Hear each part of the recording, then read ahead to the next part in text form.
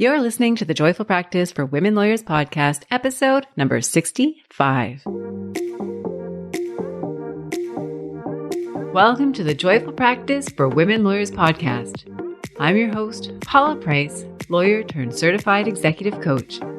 This podcast was created to empower women lawyers just like you to create a life and practice you love.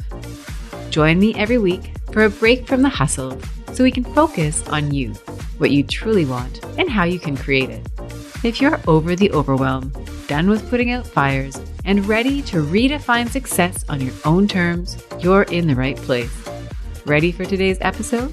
Let's dive in. Hello, my friend. Welcome back to the podcast. It's Paula here, and I'm so glad to have you back. This is a wonderful day. It is early August here in Vancouver. I've just stepped out for a walk. It is sunny, it's warm, it is beautiful, and I'm pretty sure I have hay fever. So if I start sneezing in the middle of the episode, I'm sure it'll get edited out, but forgive me in advance. Today's topic is one that I'm very excited to speak with you about. I've been thinking about it for the past week or so as I've been preparing for today's episode. I feel like it's a really big topic. We're talking about closing the confidence gap. And by that, I mean confidence where it could be, your confidence at a 100% level versus wherever it is that you find your confidence level right now. And this is a topic that I believe is truly important. I think it runs central to so many of us and our respective professional work, our personal lives. It is a core skill and area that we can all benefit from thinking about and improving on. It comes up often in my coaching conversations. It has come up quite a bit recently, which is why I feel this urge to bring it to the forefront, to speak about it.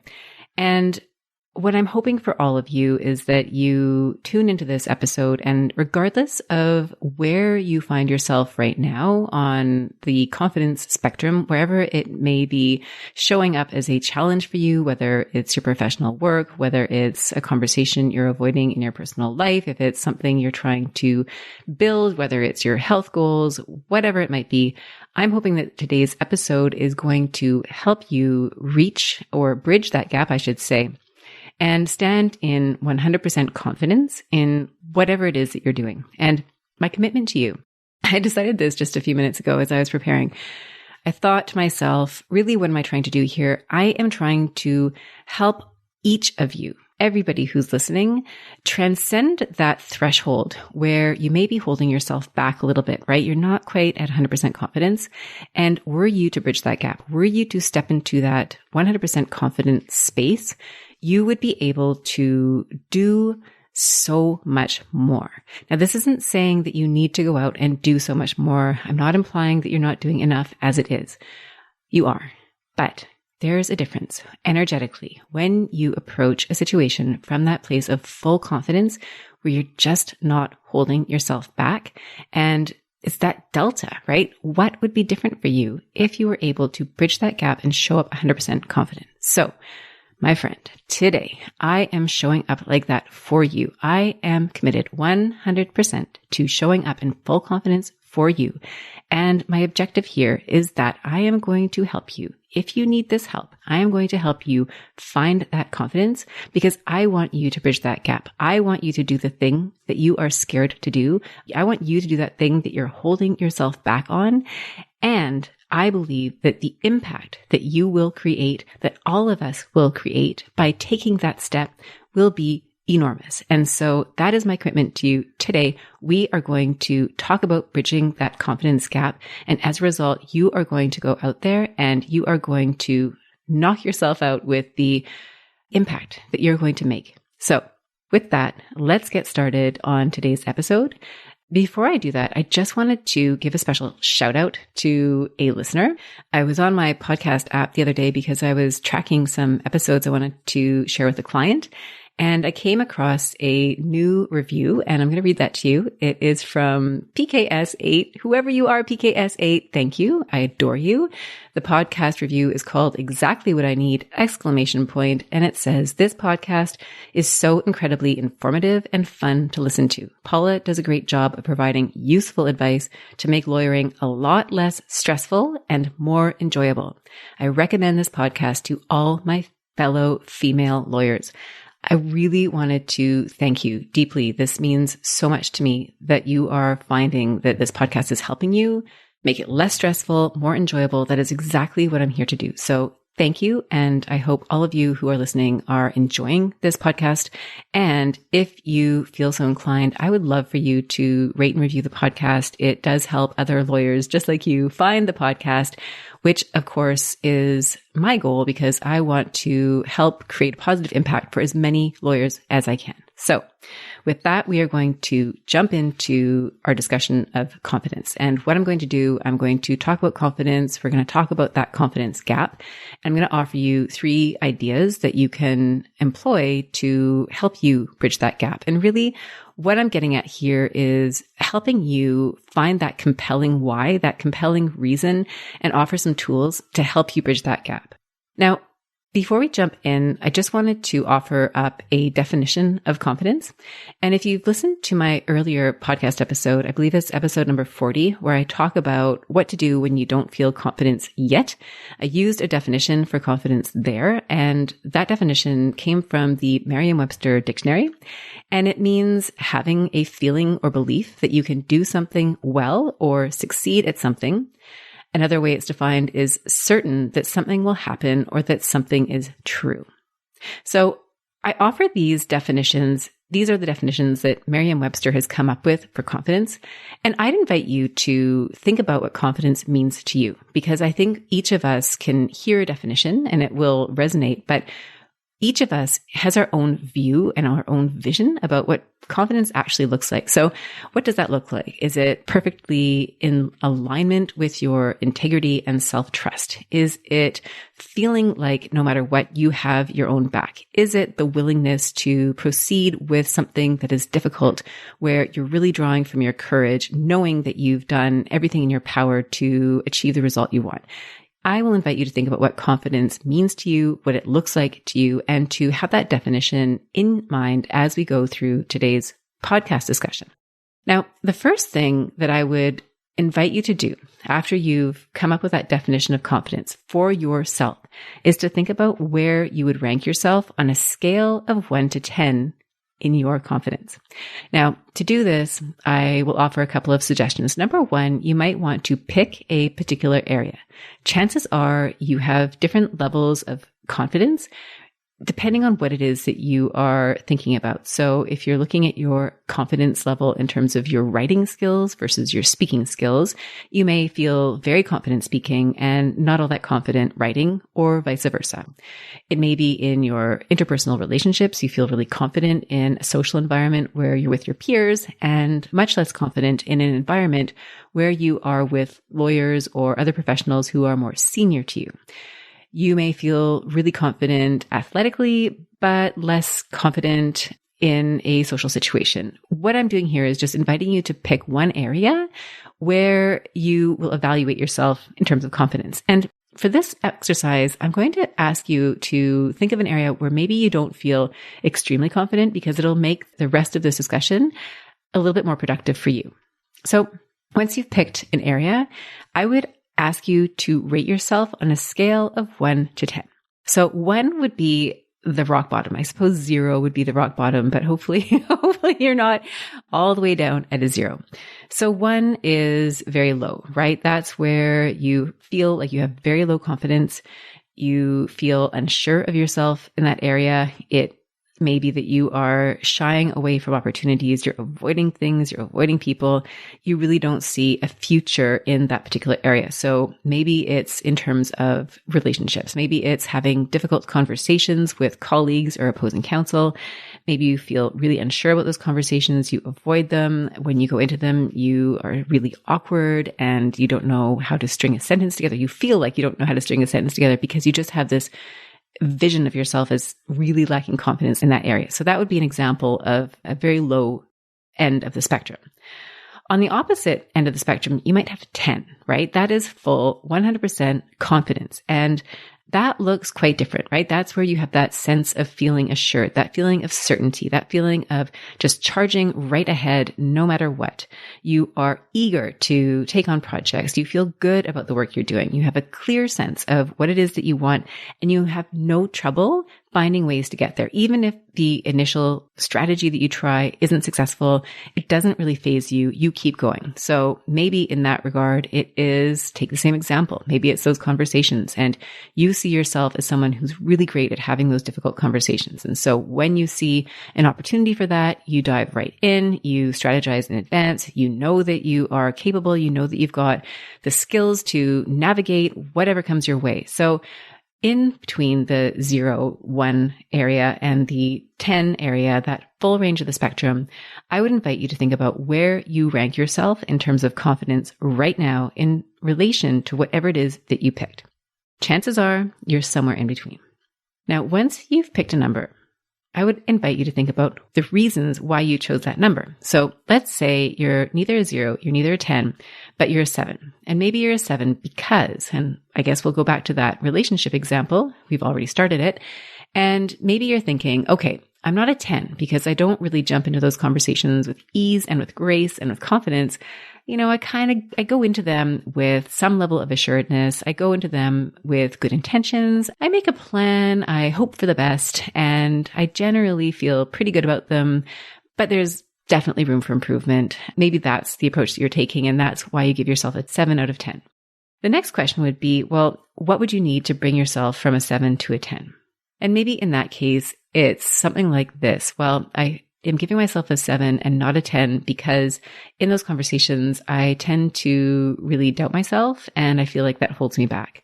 In those conversations, I get really tripped up on my words. I feel like there's a right and a wrong way to do things, and I often find myself thinking I'm down the wrong track, or something comes up in the conversation and I freeze. I don't know how to respond to it. So I can't really say I'm at a 10 in that conversation. I give myself more of a 7. So all I'm really asking you to do here is to play with the spectrum, to play with how you would rank yourself. And I would invite you to use this test on yourself when you're assessing your confidence level in relation to something, because you might be surprised to learn what it is that makes you feel confident versus what it is that makes you feel like maybe you're lacking some confidence. So why does this matter? I mean, you could go into that conversation at a 7, you could go into that conversation at a 1, you could go in at a 10.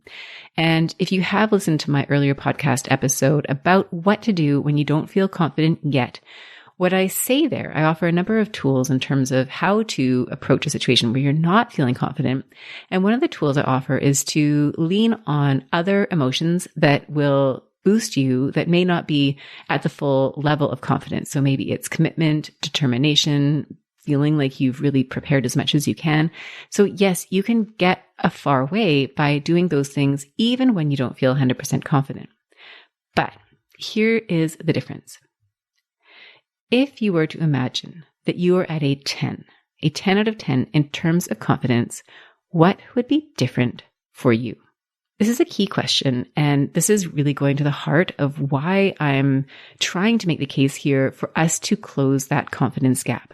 Because what I suspect the answer will be for each of you is, if you were to bridge that gap, if you were to see yourself as a 10 out of 10 confident instead of a 7 or instead of a 1, that you would make decisions, you would carry yourself differently, you would do things that you are holding yourself back from doing now, and that in doing those things, you are going to create an even greater impact in the world through your work. You are going to operate at a level that is beyond what you even think that you're capable of. And I am trying to help you. I'm inviting you to just entertain this possibility, even if it's just for the duration of this podcast, because I believe that there is such a huge impact that can be made when we step into that space of being 100% confident. So that, my friend, is why I think this is so important. And think about it in relation to whatever the example is that you had in mind. Imagine the impact that you could make if you were to approach whatever situation it is that's in front of you with 100% confidence. If it's that difficult conversation that you're not really having or you're sort of having with a half a heart, what if you went in 100% confident to that conversation? What would be the effect of that? And not only that, but when you make that move, when you go in with 100% confidence and you create that impact, what builds on that? It's not just the one and done. It is the one and then.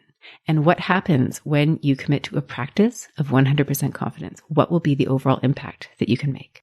So what I'd like to address is how, for some of you, confidence is something that you may experience in waves. Maybe sometimes you feel really confident and other times you feel a total lack of confidence. And I want to just offer that this is not unique to you if this is something that you're experiencing. It comes up a lot in conversations I have with lawyers, particularly around times of transition.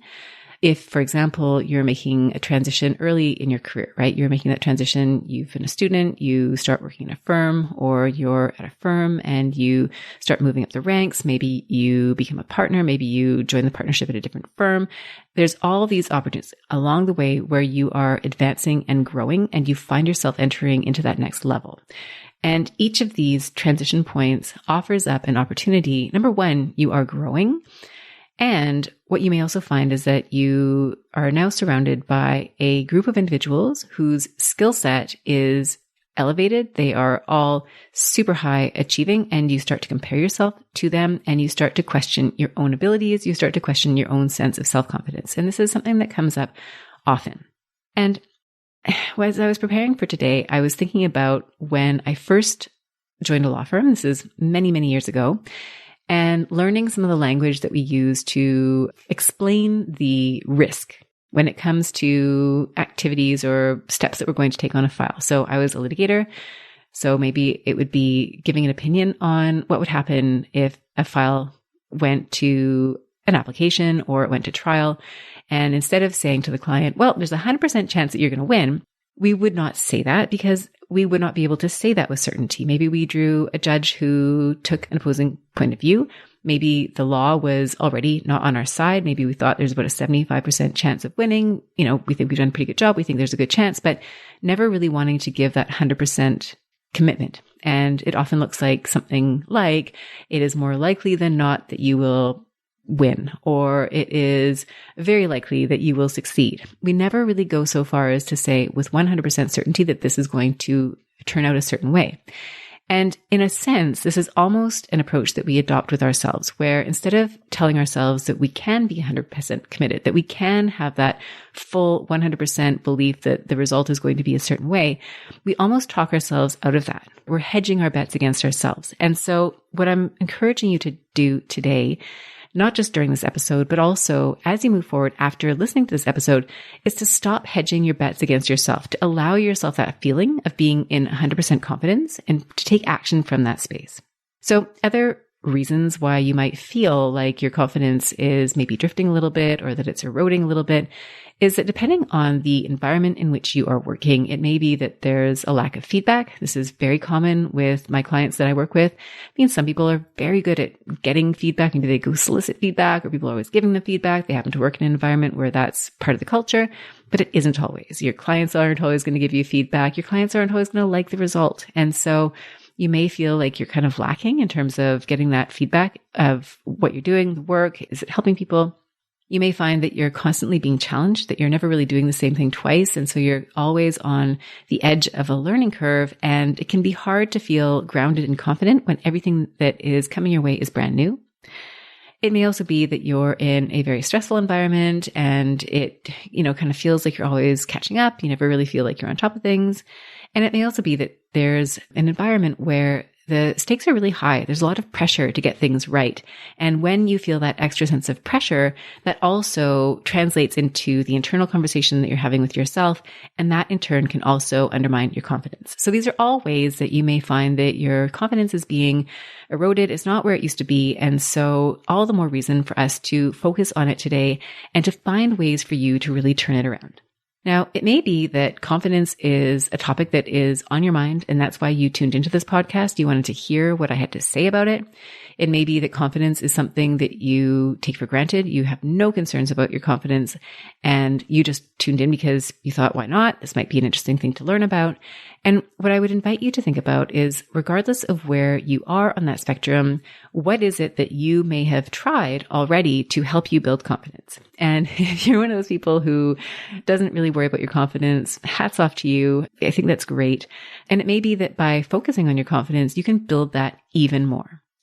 If you have been struggling, maybe you've tried to build your confidence by avoiding, well, this wouldn't really be building your confidence, but maybe you've avoided situations where you feel like you're not very confident. So if it's difficult conversations, for example, maybe instead of having those conversations, you try to work around them, right? You try to make everybody happy. You do your best work. You go above and beyond every single time to avoid having to set a boundary, for example, or break bad news to somebody. That might be a way that you're coping, and that may really enhance one set of skills, but it's not necessarily going to increase your confidence in relation to that task that you find really challenging. It may also be that you adopt that fake it till you make it kind of idea. And I do talk about, again, in episode 40, strategies to employ when you're not quite feeling confident. And there's a difference between that, I think, and just trying to fake it. I don't think we can truly fake confidence. I think confidence is something that we need to build one step at a time. And so if you've given yourself that daunting task of just showing up and being confident one day, you might find that these strategies just aren't working. Either you're kind of feeling like you're never going to get there because you're setting the bar too high for yourself and then you're falling short, or you're avoiding situations that test your confidence, or it isn't even something that falls on your radar. So in all of those cases, chances are you're not really building on your confidence. And what we're focused on here today is how to build your confidence, how to close that gap from where you find yourself right now to where you want to be, to that 100% confident level. And so I've got 3 ideas that I'm going to share with you. Okay, so here they are. Idea number 1 is I would invite you to have a realistic idea about what confidence looks like in practice. So I invite you to pause here and go back to your own definition of confidence and what you decided that meant. Now I would like you to think about somebody that you know. It could be somebody that you know personally. It could be a colleague. It could be a mentor. It could be somebody that you have admired. It could be somebody you've never met. It could be somebody that you know quite well. I would just invite you to bring that person into your mind's eye and to ask yourself a few questions about them. So we've imagined this person, they are confident. And here are some questions. Does that person make mistakes? Another question. Do you think that person ever experiences the feeling of self-doubt? Another question. Do you think that person ever has situations where things don't go their way? And what's fascinating about these questions is that they show us that people who are confident don't necessarily live a life free of mistakes or self-doubt or situations that go awry. The question is, what does somebody who is confident do in response? So if you imagine that really confident person in your mind's eye, and one of those things happens, what do they do?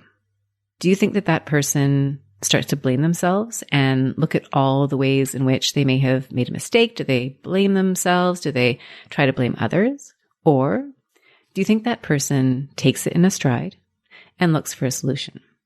So if you have this in mind and you think about that ideal version of confident, then I would ask you to put yourself in that position.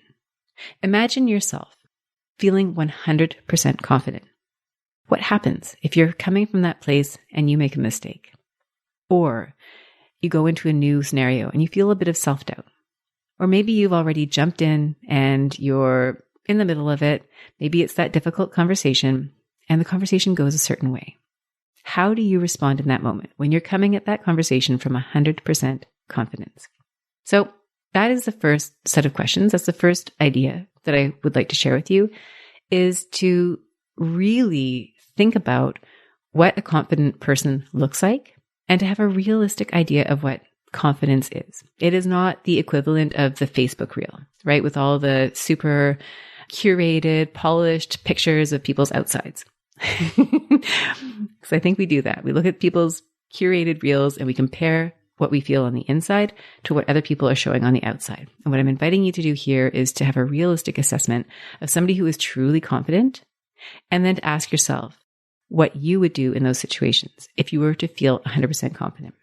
And I'd also like to recommend a recent podcast episode that I recorded, Do Less, Be More, which is all about how you show up when you are being a certain way. So to follow on today's conversation, when you see yourself in that position of being confident, what do you do as a result? Step 1. Moving on to step 2, this is where I invite you to give yourself a compelling why. Now, if we go back to the beginning of today's discussion where I invited you to look at where you are now on the confidence scale and where you could be and what you would do differently, I would invite you to think about what that delta is, what that gap is, right? Is it that you are volunteering to take on a work project that scares you, that you don't truly feel confident about yet? Is it having a difficult conversation with somebody where you can reestablish that relationship? Maybe you need to set some boundaries. Maybe you need to be honest about what it is you really want from them. Maybe it's a work situation. Maybe it's a personal situation. Maybe you're only going at your professional work at an 80% level. I mean, maybe you know that if you were to dial up your confidence levels, that you would be so much more effective, that you would be an even stronger advocate, that you would be pushing your client's position that much harder. So for each of you, that's going to be different. And I can't tell you what that is. But I know when I asked myself these questions, I came up with some pretty interesting answers. Even though I feel like I operate at a fairly high level of confidence a lot of the time, I really do work on it. When I imagine myself at 100% confidence level, it brought about a different energy in terms of the way that I look at my practice. Yes, it's a coaching practice. It's different from yours. But the way that I show up in my mind's eye at 100% confident is further. It creates more impact than the version that is at 80%. And that's the gap that we want to close. We want you all operating at 100% confidence. I want you to think about where in your practice, where in your life you feel like you might be playing small. What are you not doing that in your heart of hearts you want to be doing? And what would happen if you actually close that gap? Think about it. Think about what impact you would create. Think about who would be impacted. Think about how they would be impacted. What would be different in their lives?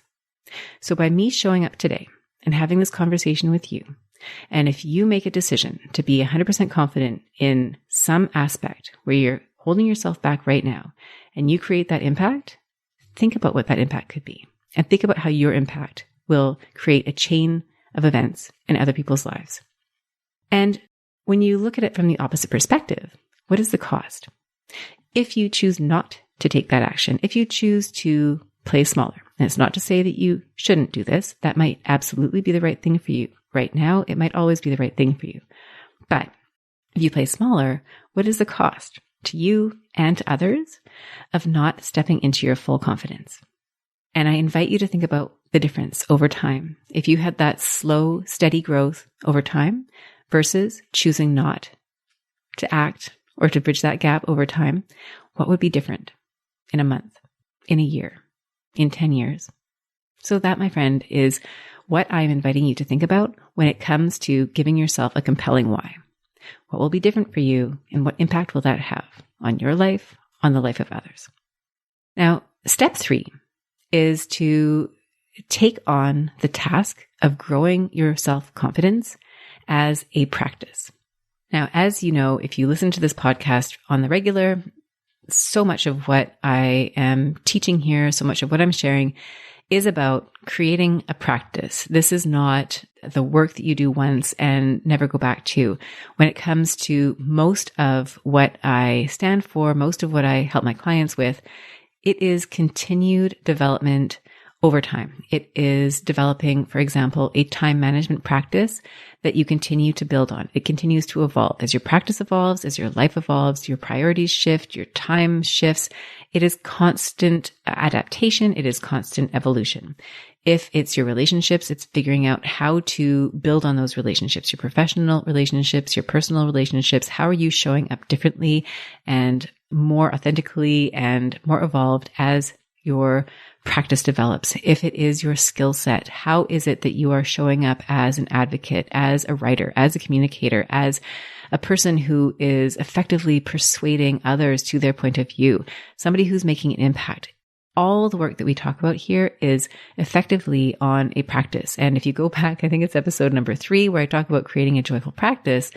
Part of finding the joy is in finding pleasure and satisfaction in the process of reaching your goals, because I think your goals are constantly going to evolve along with you. And that's part of the beauty of a practice, is that you never really get there. And so you get to spend your life basically just working and evolving and enjoying what that feels like. And so the joyful practice is that. And confidence and building the skill of confidence is in itself a practice. And so a few things on building that confidence for yourself, on embracing that practice, is number 1, to go back to the basic concept of a growth mindset. And I've talked about this on the podcast before. It is a concept that was coined by Carol Dweck, an American psychologist, and a growth mindset, of course, is distinguished from a fixed mindset. And in a nutshell, there's a whole book about this. She's done a fabulous TED Talk all about mindset. And at its core, a growth mindset is a mindset where you believe that you are capable of growth, and that if something is challenging to you, that means that you are getting stronger, you're improving, you're getting better at doing it. A fixed mindset comes from the place where you believe that you are fixed in your capacity, and that if something is challenging to you, it means that you are not good at it and you shouldn't bother trying because there's something wrong with you. And I'm really, really oversimplifying here, but to take it and apply it to confidence, you might think, I'm just not a confident person. And that would be a fixed mindset approach. Versus, I'm a person who is building her confidence. Now you're in a growth mindset. You recognize that your confidence is something that you can build over time. It's a skill you can develop. So take that and let that be your guide as you develop your self-confidence. This is not an overnight exercise. This is not something that is necessarily easy, but if you keep at it, you will continue to expand and build on your confidence. Now, as you do this, I think there's some things you can do to make it easier for you to build your confidence. Number 1, I'm going to recommend watching Amy Cuddy's TED Talk, and she talks about self-confidence and body language. And so there's a direct link between your physiology and how you feel. And she talks about different poses, like the Superman pose. And I think there's a victory pose that she talks about. The way that you hold your body can actually impact your confidence levels. So take advantage, right? There's an easy fix. Simply by changing the way that you position your arms, your body, you can feel different. So try that. And another hack here, or way to make this easier for you, is to surround yourself with people who have confidence in you.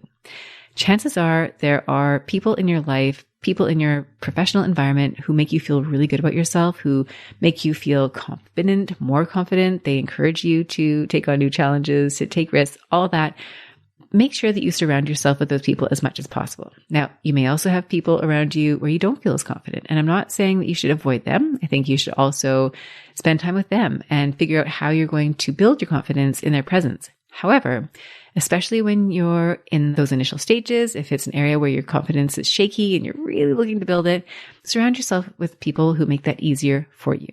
Now, when it comes to actually building your confidence, I would encourage you to start with small wins.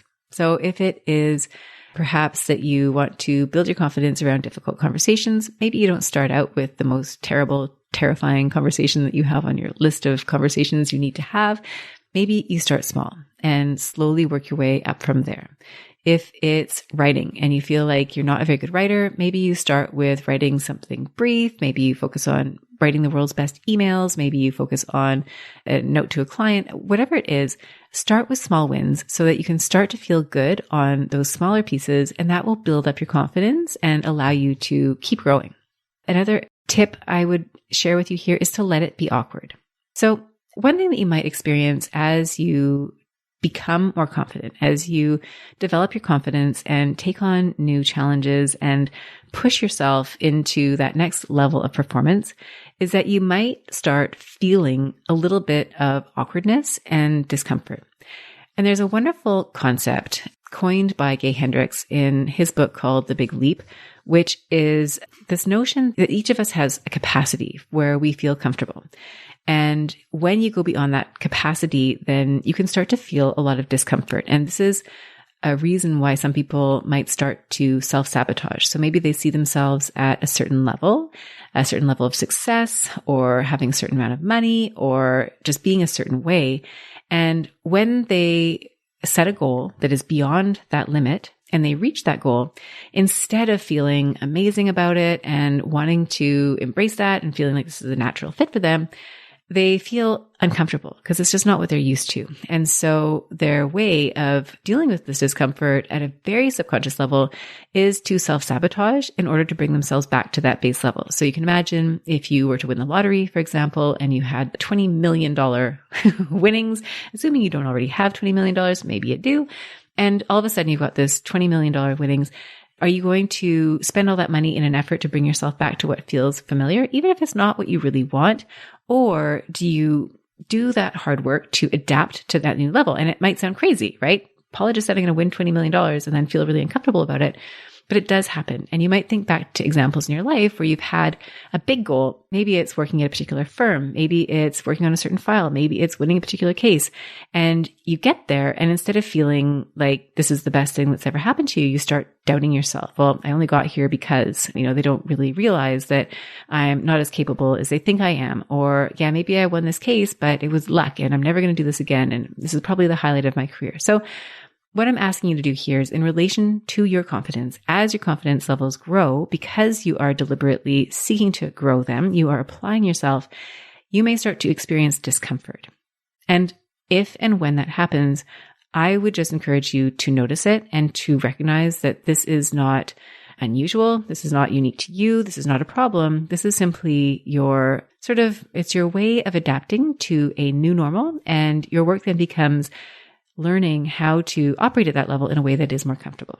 So one last piece here, when it comes to growing your self-confidence, is to be patient with yourself. So this is not an overnight project. This is something that takes time. And so be patient, give yourself grace as you go through the process of building your confidence. So to recap the 3 ideas that I'm suggesting to you to help you bridge that gap, to bridge where you are now and where you want to be, is number 1, to have a realistic idea of what confidence really looks like in practice. It's not this veneer Hollywood version of having a perfect life where you never feel fear or self-doubt or anything like that. It is a much more nuanced way of being, and that is what I invite you to aspire to. Number 2 is to give yourself a compelling why. Think of the difference that you will make when you go from being 1%, 2%, 70% to 100% confident in yourself. Just think about how that's going to be different for you and the people that you impact. And then number 3 is to take on that task of growing your confidence like a practice. Commit to it, give yourself some strategies, give yourself time. And as your confidence grows, allow the discomfort of stepping into that. So what will happen as a result? When you take on this work, when you grow your confidence, you will find that you are more effective. You may find that you are stating your opinion more clearly because you have the confidence to eliminate that noise, that negative self-talk that might be holding you back right now. You may find if you have trouble now setting boundaries because you lack confidence, you're now able to do that with greater ease. Because you have confidence in the value that you're bringing, you have confidence in the fact that if somebody were to push back, you'd be able to deal with it, you'd be able to find a solution. You may find that you are able to help your clients at a much greater level because you have that confidence in yourself.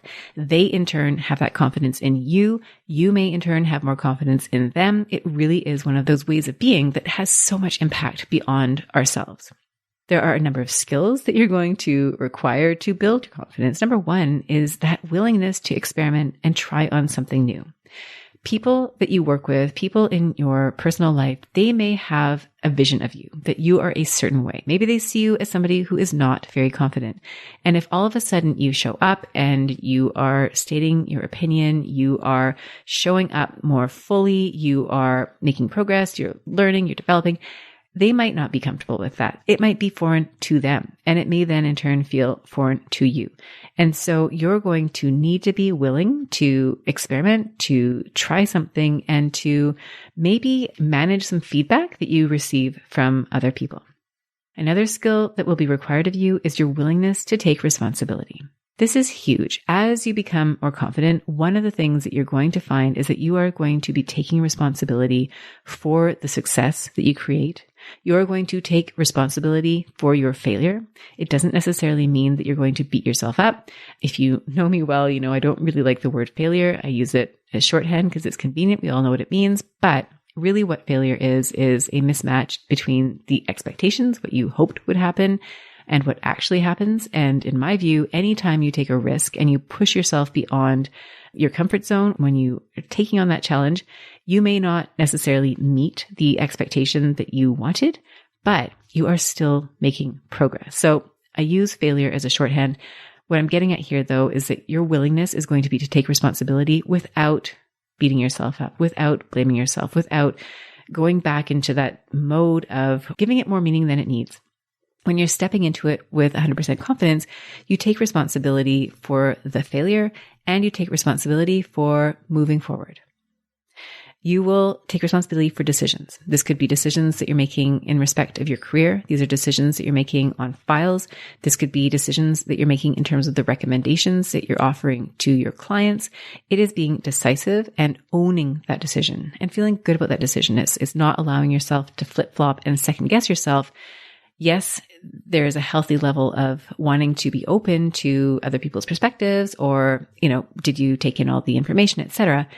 But the decision is the decision, and your confidence is a reflection of that you make the decision and then you move forward. You accept the job and then you move forward without questioning whether it was the right move. You own that. The other thing you'll want to take responsibility for is for your own growth. You'll no longer be leaving that in the hands of somebody else, whether it's the organization that you work for or a family member that you've always wanted to please or some other person or your circumstances even, right? You're no longer saying, well, I can or cannot do something because somebody else or something else is limiting me. You own all of that. That is part of being confident. It's taking that on and moving in relation to that. And then finally, you're going to need to be willing to have the courage to be seen and to be heard. One of the safe things about not having full confidence is that you can hide behind that. You can not take action. You can shy away from opportunities. You can not state your opinion. You can hold yourself back. And in a sense, that's easier because you're not putting yourself out there. You're not exposing yourself. So once you decide that you are going to take 100% responsibility, you're going to show up with 100% confidence, now you're putting yourself out there. And that can be really scary. So you're going to need to develop that courage. And I believe that part of doing that is to develop that why that is compelling enough. So who is going to be impacted by this? And how is that important to you? And will that help you overcome any fear that you have in terms of putting yourself out there and adapting to that new version of you who shows up with 100% confidence and creates different results in her life? So in summary, going back to where we started, where you are on a scale of 1 to 10, I would invite you to use that measure for yourself in relation to the challenges that you have, to opportunities that you have, and to be deliberate about looking at where you are, where you would be at a 10 out of 10, and to start thinking about how you're going to show up differently, what steps you are going to take that are going to be different when you step into that full confidence, when you close that gap. And I've given you 3 ideas on how to do that. Number 1, again, is to be realistic in your view of what confidence actually looks like. Number 2, to give yourself a compelling why. And number 3, to practice and use all the different strategies that you can to build your confidence over time. And while we're having this discussion, while I still have your attention, I would invite you to think about maybe a handful of things that you would do if you were to close your own confidence gap. And from those, I encourage you to pick one. just one of those things. It doesn't have to be the biggest thing. It could be the smallest thing. Remember, we talked about small wins. Pick that one thing and commit to doing it. I promise each step will challenge you, and each step will require that you build and develop that confidence over time. And I assure you that the overall effect is going to be that impact, that satisfaction, and greater confidence. And when you imagine what that will feel like for you, when you imagine the difference you'll be able to make, the way that you will feel about yourself as you go about your day, that to me is one of the greatest feelings that you can have. So with that, my friend, I thank you for spending this time with me today. I would love to hear what you choose to do as a result of your commitment to 100% confidence. I would love to hear the impact that you are going to make. And if you like this topic, if this is something that resonates with you and you'd like to take this work further, I highly encourage you to reach out to me and we can have a call. We can work together in a one-to-one capacity, and I can help you really put this into action and to create more impact in your practice. So with that, I'm just going to thank you again for joining me this week. It's been such a pleasure, and I am looking forward to reconnecting with you again next week. Bye for now. If you enjoyed today's show and don't want to miss an episode, subscribe and follow the show wherever you listen to your podcasts. If you haven't already, please leave a rating and review. Your feedback will help me create a podcast that's tailored to your needs and goes straight to the heart of what matters to you. For instructions on how to subscribe, rate, and review the podcast, visit www.thejoyfulpractice.com/podcast launch. See you next time. Thank you for listening to this episode of the Joyful Practice for Women Lawyers podcast. If you want more information, visit www.thejoyfulpractice.com. See you next week.